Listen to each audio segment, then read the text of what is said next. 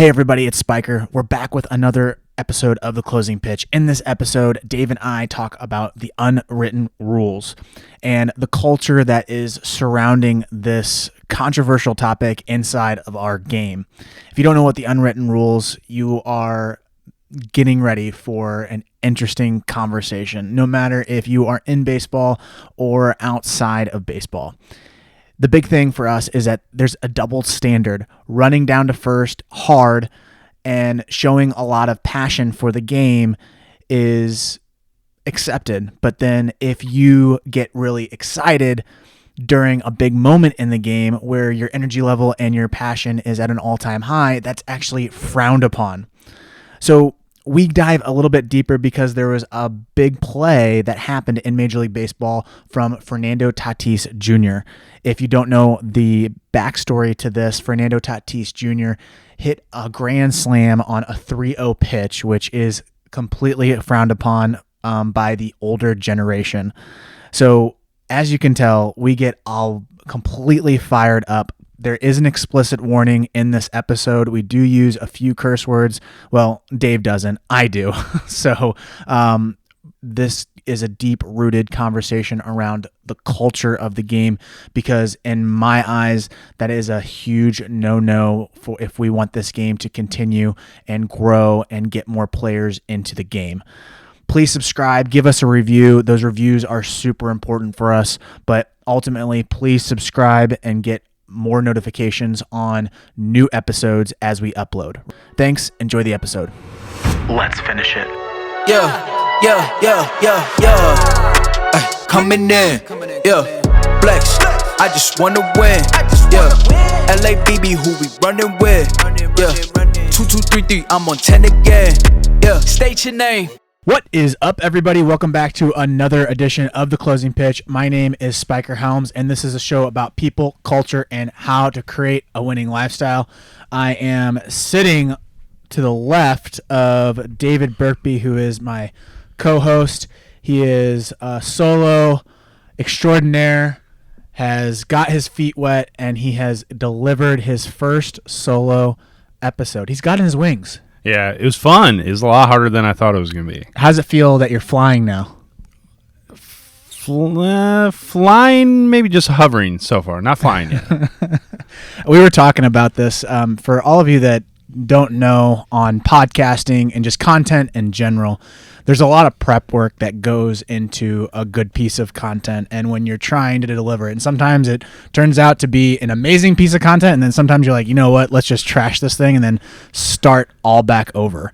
And when you're doing it by yourself, this is why I admire a lot of the guys that do solo shows, where it's unbelievable. Like, I don't know what your politics are or anything like that, but like the main guys, like here in St. Louis, we have Bernie Miklasz. Yeah. Rush Limbaugh is another one that does solo. Then you have Peter Schiff who does it solo. It's very, very, very hard to do. You know what's funny? I kept thinking, because I listen to a lot of guys and they do a really good job. I'm like, man, I guarantee I can just get, because, well, you've been around me long enough. I mean, if I get on a rant about a topic I'm passionate about or just pissed off or whatever, I'll just go and go and go until I don't stop. And I do it all the time with like our teams, whatnot. And something changes when you sit in front of this, podcast set up and you have a mic in your hands, and all of a sudden you're like, man, I've been talking for only 8 minutes, but it feels like 30. How am I going to keep going? Where am I going to find more pieces of information? And the art of it is trying to figure out what your tics are when you're talking, whether that's an or it's okay, or there's a whole bunch of tics that you don't realize in your speech, and then when I go back and edit, I'm like, oh my gosh, I say that a lot. That's actually really annoying. Why am I saying that? Well, and I listen back. It's the first time I heard it back, because I don't do you do the editing for this, because I frankly don't know how. But when I first heard it was after it went live, and I was listening to it on my drive into work, and I was like, so nervous to like listen to it. I was like, God, please don't sound like so terrible.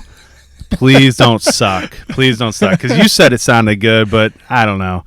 I don't like listening to myself. It's that TikTok. There's this sound where it's some girl and she goes, oh, please don't be ugly. Please don't be ugly. And then you open up the box and like everyone does a certain thing for their TikTok, but it's one sound. Yeah. That's how I feel about podcasting. I'm thinking about please don't sound bad. Please Yeah. don't sound bad. Yeah. Well, now I'm over it. If I suck, I suck. Whatever. Yeah, well, and the people let you know. You can choose to stop listening at 3 minutes.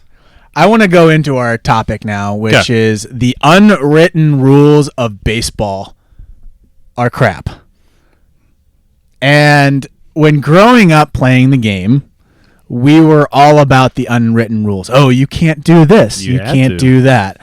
And it was like this imaginary thing where like, oh, what happens if I don't follow these rules and what's going to happen to me? And then the older generation, like, well, this is going to happen to you. This is going to it's like this big, scary monster that really never happened. And the reason that this conversation's coming up is because I love the new generation player that's in Major League Baseball right now. You have Fernando Tatis Jr., you have Tim Anderson. I am a huge fan of Tim Anderson. Just his flair, his swag, how he approaches the game, because it reminds me of the players back that blazed the trail for everybody else back in the 20s and 30s. Where back in the 20s and 30s, in the game, you never knew what was going to happen. Is the guy going to go in? It was pretty much like war. Ty Cobb mentions it all the time. I mean, the guy was a son of a gun, but he played the game with a general's mentality. I'm going to go out there and I'm going to have some flair. I'm going to go with my spikes up. I'm going to go do this. It wasn't a proper etiquette because back then it was all about being proper. He went against that grain and said, I'll run you over. I'll start a fight on the field. I'll do this. I'll do that. And nowadays, obviously, the game has prohibited players from running into each other and doing those types of actions. But this younger generation sees the game as, we better hurry up and figure this game out because we're losing fans left and right, yeah. and we need to have some flair and some pizzazz. And if you look at the Dominicans and how they play down in the Dominican Republic, if you've seen one of those winter games on TV, it's flair. It's if I hit a home run, I'm letting everyone know. I'm going to celebrate. Yeah, and it's kind of like a big party too. It's exciting, right? And at some point, listen, me and you are baseball fans. Like, we work in baseball. It's kind of our whole life. Like, Major League Baseball probably isn't going to lose us, but at some point they've lost the younger culture. I cannot tell you how often I ask players in lessons that are under the age of 14, hey, do you know this player? Like, even a current guy, like, nope. Like, so do you watch baseball? Not really. But you play it. Why don't you watch it? And they're always like, I don't know. It's kind of boring. And I think a big part of that boring side of things is because there's no flair when guys hit home runs.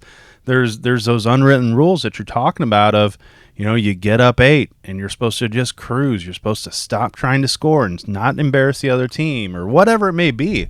And they're losing people with it. That's another thing. A lot of people might disagree with me on this, but I think you should run up the score. And the reason you should run up the score is because you are playing the game the right way. You're not stopping your own self. You're trying to get better every single time. Now we're going to put a governor on you and say, all right, we know that you can do this, so we're just going to stop doing this.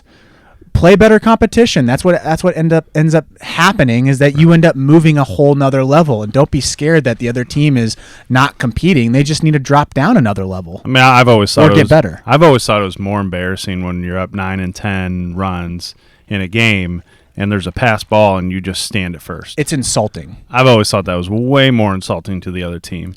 And, again, it's not going to help them. It's not going to make them any better. In junior college, we played Division IIs, and I would get very upset when Division IIs would stop running on us or stop doing the things that made them good. Just because we were younger and we were a junior college, we only had freshmen and sophomores. We're playing juniors and seniors. I wanted them to keep competing because even though it didn't feel good where I was getting my butt kicked in, I never had this thought of, man, I really hope they stop doing this. Right. Well, if you have that mentality, I'm sorry, you're a loser. I never really understood the unwritten rules. I never really got what they were talking about Because you know what they always scared you with? It was like, well, if you do this, that pitcher's going to throw at you. That pitcher's going to throw at Come at me, big boy. I'm ready. Well, come at me. That's my thought. First off, I've always kind of laughed at that because I've played up until the college level, and even very rarely in college was that ever really a thought process. I mean, I'll be completely honest. I threw at one guy my entire life, and it was just a protection thing. I didn't even hit him. I threw behind him. It was to make a point. Mm-hmm. Okay, and it really was pretty rare. I don't know. I played at the junior college and Division II level. You played JUCO and D1 and some semi-pro. I mean, I can't. I never really saw that. You see it on TV, or you see it, not often at the major league level, but they'll throw at guys to make a point or to protect their guys or whatever. But that was always the scare tactic. Like, if you bunt up 7 for a hit, the next guy's getting pegged. If you steal a base up 10, the next guy's getting pegged. If you pimp a home run and stand there and look at it for more than 3 seconds, the next guy's getting hit. And you never really saw it. No. I feel like pitchers they want to win, and the game is making them force them to pitch in the zone because having a guy on base is a huge disadvantage for the pitcher. It changes the whole aspect of the game because if you have a guy on there with speed, now you have a guy on first, sure, and you're only up by 2. Now you've just put a potential tying run at the plate. Well, right. Well, and I think with all of these types of things, I think what it ends up doing is blocking your enthusiasm, blocking your love and your passion for the game. Mm-hmm. And I don't see that in any other sport. A dude gets a sack in the NFL, and what does he do? A sack dance. Yeah. I mean, they score a touchdown and they have dances. The dude puts like LeBron James comes down the lane and does a tomahawk slam dunk. Does he just gently run back and not like celebrate that big situation in the game? Every other sport does it, but I guess baseball, all of a sudden, if you hit a home run, you're supposed to put your head down and jog.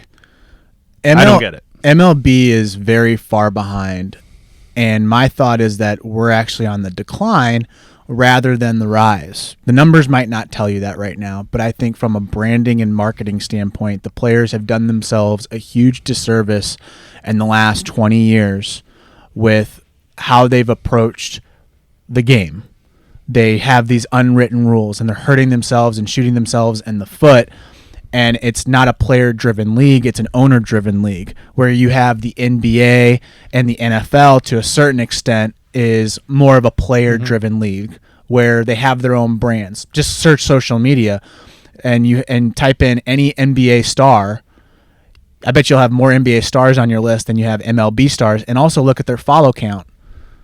NBA players are way past MLB, and that's a scary, scary thought. If you're trying to motivate the younger generation to play your game, you are losing right now.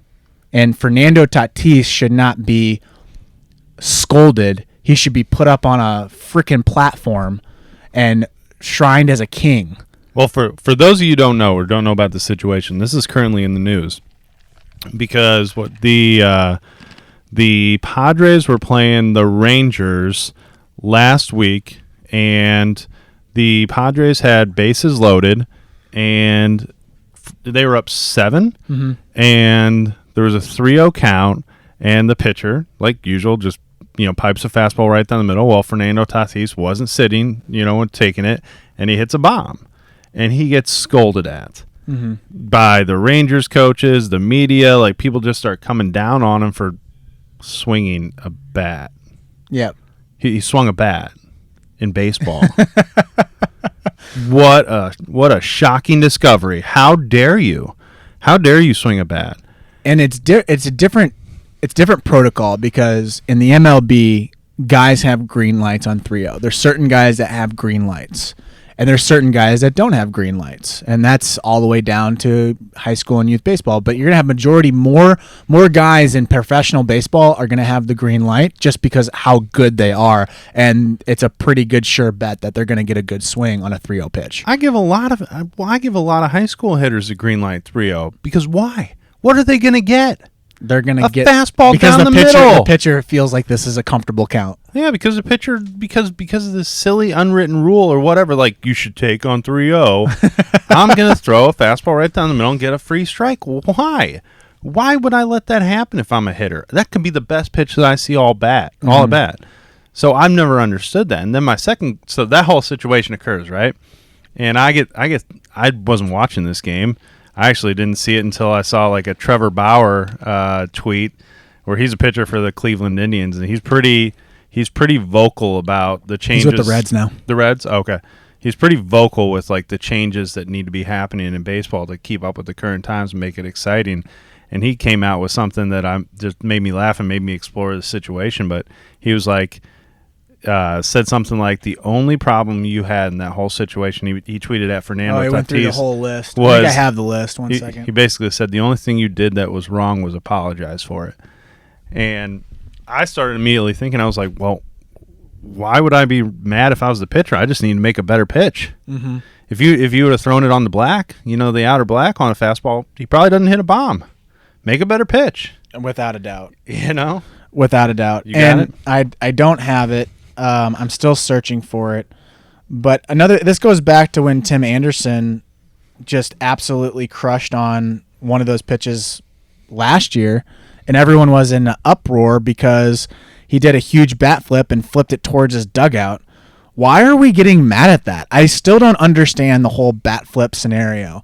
Obviously with Jose Bautista shooting it up in the atmosphere, but why are we as fans getting mad at that? We should be completely happy. That is an unbelievable moment, and they're celebrating like it is the World Series, and that makes the game more exciting. Now, if I was a player on the other team, I'd put that in the back of my head and be like, oh, okay, I just got to make a better pitch, or with the second baseman from the Rangers, end up starting a fight. So these unwritten rules are just silly. And here's Trevor Bauer's tweet. He says, "Hey, at Tatis_Jr., listen up. Keep swinging 3-0 if you want to, no matter what the game situation is." Reminder, Trevor Bauer is a pitcher, and he's giving this guy advice. Keep hitting home runs no matter what the situation is. Keep bringing energy and flash to baseball and making it fun. Number 4, the only thing you did wrong was apologize. Stop that, period. And I completely echo Trevor's tweet there, because again, the reason that I'm in this game and still in this game and not doing some other business venture is because I want to get players to adopt the game. I'm highly motivated to keep players in the game and bring in new people, because there's so many life lessons that you will learn moving through this game, and being able to be an expert in your field, this is the breeding ground for that. You know what I also saw that I thought was really cool? I've seen even more people kind of back Tatis now. Like I saw Flaherty from the Cardinals come out and say something. He was like, hey, if you don't like it, throw a better pitch on 3-0 and things like that. I think it is changing. And I even look back to our season, because me and you coached the 17U team this past year, and the last game of the year, we were in a championship game, and this situation wasn't even brought to my attention because I didn't see it, but we went back-to-back in the first inning. So our 2-hole hitter hits a bomb, and then our 3-hole hitter hits a bomb in the first inning. We're up 2-0. And our 3-hole hitter, and I'm not going to throw his name out there, but this dude's a ball of energy and just plays with the most emotion I think I've ever seen a player play with. And so I was watching the pitch. I'm a third base coach. Ball was thrown in. He hits it. I know he got it. I mean, it goes way out. My eyes go and track the ball. And evidently, I didn't see this until well after the championship game, because someone got it on video, that he bat flipped it pretty high. Mm-hmm. Now, nothing happened in this. But why I'm bringing this to attention is some coaches would have, if they would have seen it, would have probably jumped on him. And they probably would have sat him. Would have probably yanked him out of the game, sat him, and... Which is probably the hugest disadvantage that you could do for your team. Is taking out a guy that just hit a home run and bat flipped, and now you just lost all the energy. Well, it would have done that, but it would have also taken away his passion for the game. He would have looked at that man like, dude, I just hit a bomb in a championship game. So what? I'm celebrating. Right? And I think there's a way to go about it. Like if he would have hit that and then yelled at the pitcher and been like, you suck, etc. like that, that's not the way to go about it. But if you're celebrating your success there and you're just doing it in a happy way, why are we suppressing that? I don't understand that action. Why would we suppress that feeling? Why would we? Doesn't baseball want you to have fun? Well, it's a game. And usually with games, they should be fun. What's the difference if I'm in the backyard with my friends playing wiffle ball and I hit a bomb off them and I do a bat flip and I joke around and I'm like excited about it? What's the difference? It's still competition. Why? Because there's rules on the field now that I'm supposed to act all proper and etiquette. I don't get that. It's taking it too personal. That's where it gets an issue. And when people have these unwritten rules, I believe that they're limiters. And they don't like it when you step in the limelight and you're doing something amazing, and then you're celebrating that amazing because there's jealousy involved. So what am I gonna do? Oh, I'm gonna cast blame on you and shadow you so that you end up being in the same limiting beliefs that I'm in because I can't do what you're doing. That's what I think is happening. Well, and that you are an absolute loser if you think that way. You're not going to win because competition deserves celebration when you have big wins. And when you lose in defeat, you tip your cap and you say, good job, you should celebrate. If you are mad about them celebrating, you are a sore loser and you need to really check your attitude. I've had that situation, when I've been coaching teams happen for us and against us, okay? And I think my answer to the team has always been the same, is that let's say it happens against us. Let's say we're getting, scores getting run up, they do something, or even this situation, they swing in a 3-0 pitch and hit a home run or whatever it may be, or bunt or hit and run or do all kinds of things. And inevitably, players are going to look at you because they know that those little unwritten rules are out there. And you'll see it, like the hesitance out of them to be like, should we be mad at this situation? Are you kidding? Why would they do that to us? And I look at them and I'm like, stop it. You're playing. You have the ability to stop it. And they're beating you. And that doesn't mean throw at them, throw a hissy fit, get all mad and blame them or say, hey, stop being mean to me. Okay? That means literally go make a better pitch. Be better. Go make a play. Okay, that's how you stop these things. Like I really hate it when a coach says to me when if we are in that situation where we are winning, he goes, "Oh, really? You stole on that? Oh, you bunted on that? Hell yeah, I did. Stop it." Yeah. Whenever we get, because I've been on the other side of it too. So I've been in the situation where we've been down by 10, we've been down by 12, and if they're not stealing or if they're not bunting and if they're not playing the game how it should be, I get more upset with them if they don't do that. When they start limiting and they're like, man, this is really embarrassing. Like, as a player, I'd be really mad if they're not stealing on me because I have to stop that. I'm not getting better if you are taking it lightly on me.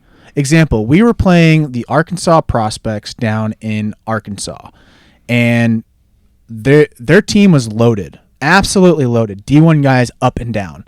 We had our second team out there, just had a real rough draw with it. So we're facing this team, and they end up beating us 20-0. Mm-hmm. I didn't say a word. No. Our players started getting mad. I'm like, stop it. Why are you upset? Well, we shouldn't even be in this tournament. That's a wrong answer. You're done. You're sitting. I want someone that competes. So we started doing subs. I want guys that can compete. I want guys that don't get mad because little Johnny is beating them up by 20 runs. Because what's that going to do in life? Well, you get bankrupt or you have a bad situation that happens to you in real life. What are you going to say?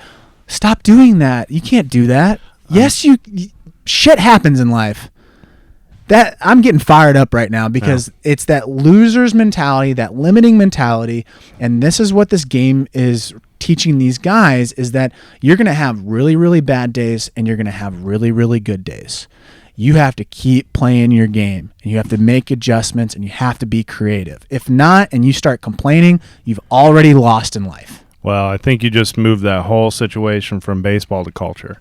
It is a massive, massive issue in culture these days where we talk about the participation trophy and that everything should be fair and that everybody should be given everything and that, you don't have to go out there and earn it. You should just get it, right? Yeah. And once you get something, what else do you want? More. I want more. Just give me the next thing, please, right? And it doesn't teach you how to fail. And it's doing a massive disservice to people. And just like you were saying right there where that player was like, well, why are we even in this tourney? That's the craziest thing in the world. Like I could not believe my ears when someone says that. Here's the problem, because that player probably said that because he's going to go get in the car and mom and dad are going to echo the same thing.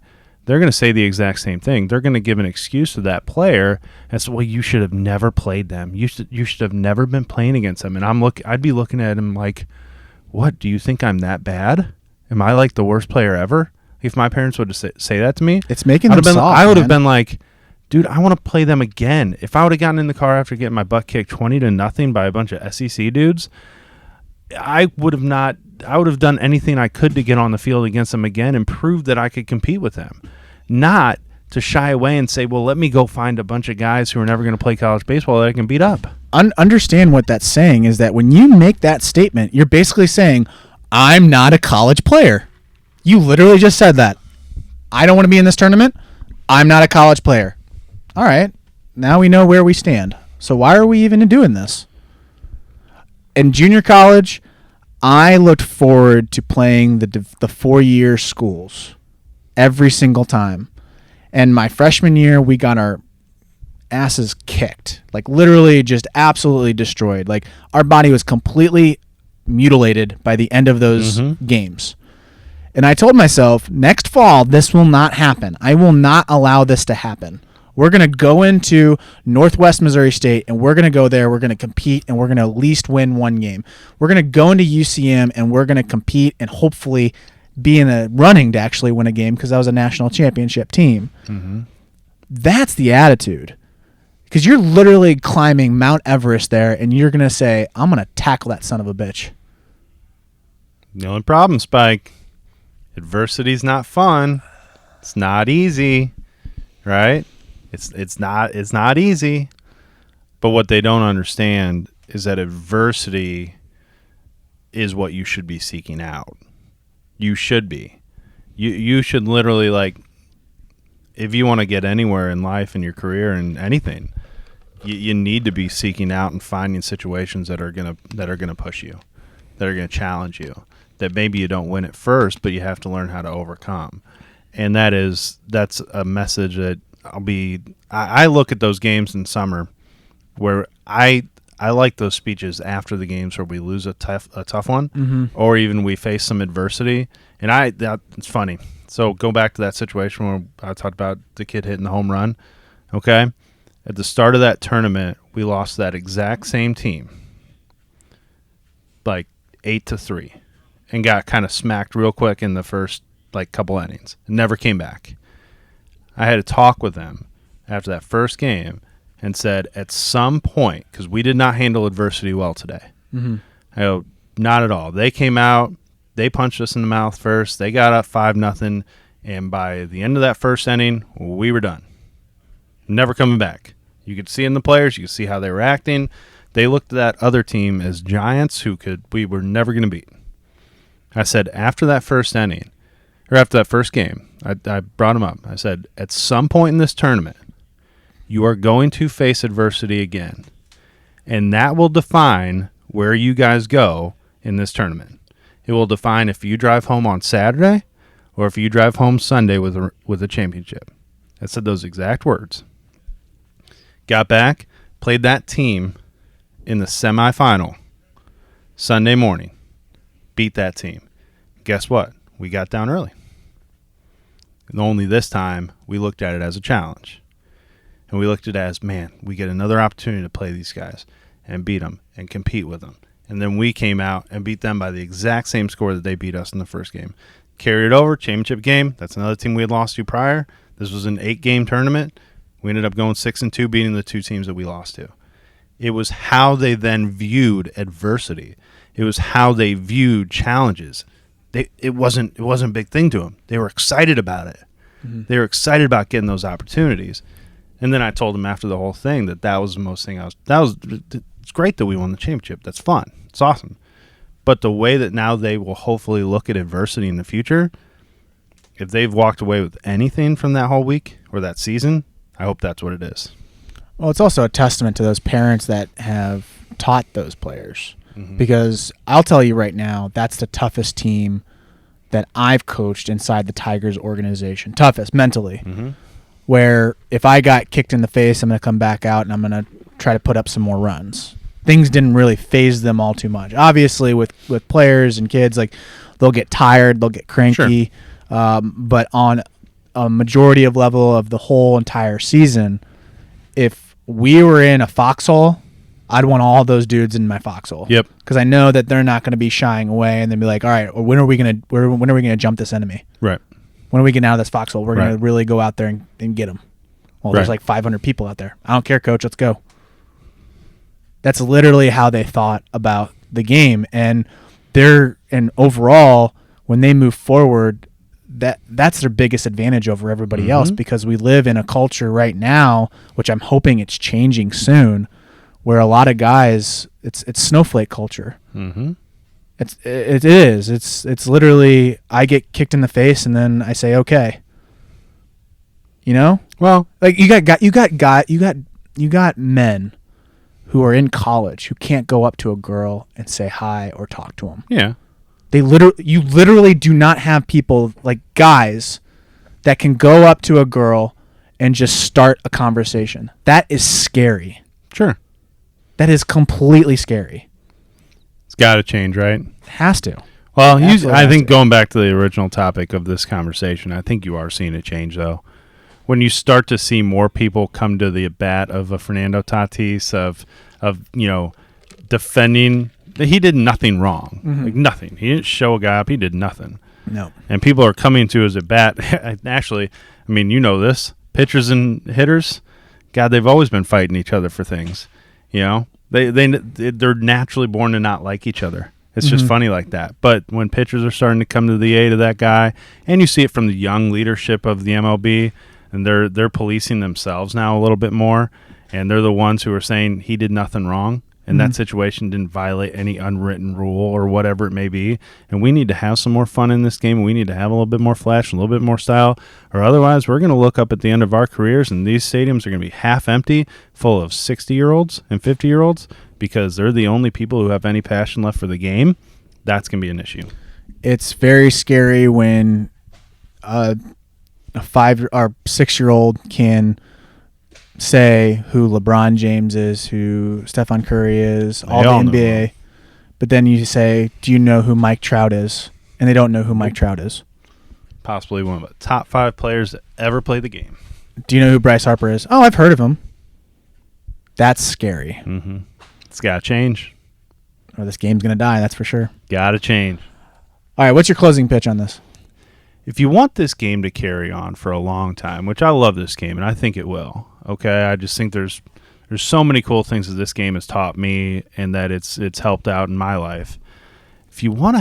I use this example all the time, and I use it with younger players quite often, because whenever they kind of face adversity, I go back to this example. I ask them, okay, how would you approach this if you were playing wiffle ball? Okay? How would you approach this situation? Take out the umpires, take out the fans, take out the opponents, whatever. If you were just playing wiffle ball against your best friend, how would you compete? Well, I'd be trying to strike him out. I'd be trying to hit a bomb on him. I'd be having fun. I'd be chalking a little trash. Okay, what's the difference? Nothing. All the external things, right? That game should be no different than that competition. So heck with these unwritten rules about I shouldn't celebrate my success. I shouldn't stare at a home run. I shouldn't make this game fun. You should be on the opposite side, trying to make this game as fun as humanly possible and entertaining, because that's what it is, entertainment for most, okay? doing it in a respectful manner. You don't have to show. That's not showing someone up. That's not embarrassing them. That's not making public comments saying this guy sucks. Showing emotion is a good thing, and it should be celebrated. My closing pitch on this is that the culture definitely needs to change. And part of that is my era's problem, where we didn't put our foot down and say we want to make this game fun, and there should be celebration. That's on us. But I'm glad that this new generation is coming through and saying, you know what? We're losing, guys. We're losing to all these major sports because, one, it's expensive to get into the game. The barrier to entry is pretty expensive for most. But two, we're playing this stoic game where if I hit a home run, I got to keep my eyes down and just jog and run around the bases. Or if I don't get a big strikeout, I shouldn't be really happy. Like if I get happy, there's going to be a whole bunch of judgment. That's the wrong thing, because in life, when you close a big deal, when you get a whole bunch of people to join your organization, there should be celebration. If you don't celebrate, then life becomes mundane. You're not living it the right way. So my biggest thing is that the culture definitely has to change. It needs to go from a snowflake and stoic culture to more of an exciting and exuberant and competitive culture. Totally agree, dude. That is this episode of The Closing Pitch. If you'd like to get your closing pitch featured on the show, we use an app called Anchor. It's in the show notes. If you highlight that link or click on that link, you can record your own Anchor message and send it in to us. We also have social media handles on Twitter. Mine is at Spiker Helms, and then at David_Berkby. And also we have Rawlings Tigers social media handles, so please give us a follow on those platforms. We have Twitter, Instagram, Facebook, TikTok. I mean, you name it, we have it. Snapchat. Go ahead and give us a follow. We'd love to have you in there. And yeah, that's it. Anything else? I did just have to check my own Twitter handle to make sure I gave the right one. That is correct. Thanks, guys. Talk soon. See ya. Bye. Big bags coming in. Yeah, flex. I just wanna win. Yeah, LABB who we running with. Yeah, 2233. I'm on 10. Yeah.